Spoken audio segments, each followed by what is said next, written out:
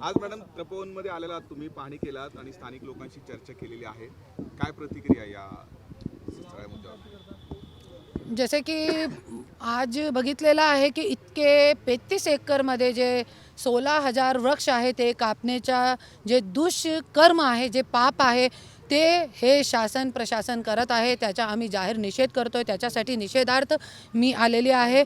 आणि संत तुकाराम म्हणायचे की वृक्षवल्ली आमचे सगळे सोयरे आणि BJPचे सगळे सोयरे, देवाभाऊचे सगळे सोयरे कोणी आहे? अडाणी आणि अंबानी। आणि त्यांना हे 35 एकर जे जमीन आहे ते वृक्ष कापून त्यांना अडाणी किंवा अंबानी किंवा गुजरातच्या कोणी गुजरातीला द्यायचं आहे। त्याच्यासाठी आज हे दुष्कर्म हे पाप करत आहे, ज्याचा आम्ही जाहीर निषेध करतोय। आणि जसे मी एकच वॉर्निंग देते की धर्माखाली साधू संतांच्या नावाखाली तुम्ही हे व्यापार व्यवसाय, जमिनीचा व्यापार व्यवसाय करू नका।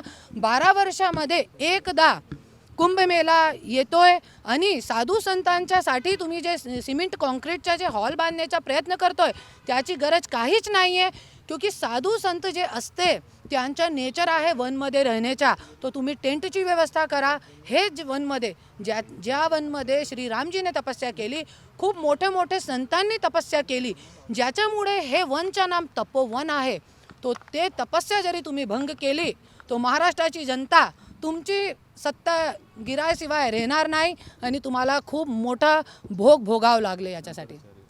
आणि महंत शंकराचार्यजीने पण असं सांगितलेलं आहे की ये वन जे आहे कापण्याची वृक्ष कापण्याची काहीही गरज नाही आहे, तरी पण तुम्ही इतके मोठे मोठे संतांच्या ऐकत नाही, तो हे खूप मोठी गोष्ट आहे। आणि जरी मी एक स्वराज्य शक्ती सेनाच्या वतीने मी एकच आवाहन करते, जरी तुम्ही एक वृक्ष कापला, हे वनच्या तपोवनचा जरी तुम्ही एक वृक्ष कापला, तो आमच्या स्वराज्य शक्ती सेनाचा एक पदाधिकारी इथे येऊन आत्मदहन करणार आहे, ज्याचा जिम्मेदार देवाभाऊ तुम्ही होणार आहे। आणि तुम्ही हिंदू धर्मची गोष्टी करताय, शंकराचार्यजीचा ऐका, शंकराचार्यजीचा नाही ऐकायचा तुम्हाला, तो संत तुकारामजीचं मन जे आहे वृक्षवल्ली आमचे सगळे सोयरे ते तुम्ही विचार करा।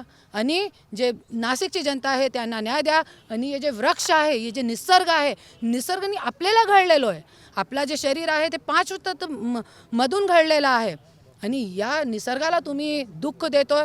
अरे जनता बाकी राहिली नाही होती का, जे तुम्ही निसर्गाला दुःख देण्यासाठी निघालेलो आहे। आता काही वेळापूर्वी नितेश राणेंनी एक ट्विट केलेलं आहे, त्यांनी असं म्हणतंय की प्रत्येक आंदोलन जे आहे ते हिंदूंच्या कार्यक्रमाच्या वेळेस आंदोलन करतात आणि इतर धर्मांच्या कार्यक्रमावेळी हे आंदोलन कुठे होतात, काय काय आंदोलक कुठे जातात, हां इतर म्हणजे कार्यक्रमाच्या वेळेस। थोडक्यात त्यांनी या सगळ्या आंदोलनावरती आरोप केलेले आहेत।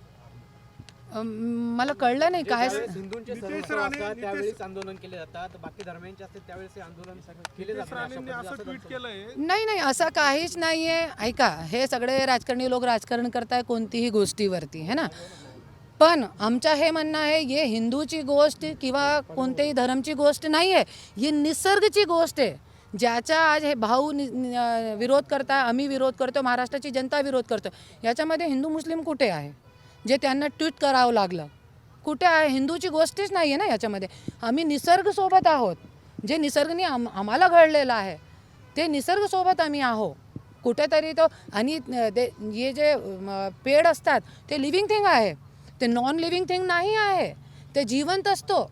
आणि तुम्ही एक 50 वर्षाचे वृक्ष जरी तुम्ही कापण्याचा प्रयत्न करताय, तर तुम्ही एक खून करण्याचा प्रयत्न करतोय, मर्डर करण्याचा प्रयत्न करतो। एक वृक्ष 50 वर्ष 100 वर्ष वृक्ष बघा तुम्ही, 100 वर्ष पूर्वीचे जे वृक्ष आहे तुम्ही ते वृक्ष कापण्याचा जरी दुष्कर्म पाप तुम्ही जरी करताय, तो मी एकच बोलते, तुम्ही एक खून करण्याचा पाप करताय आणि आम्ही पण बली देऊ याच्यासाठी।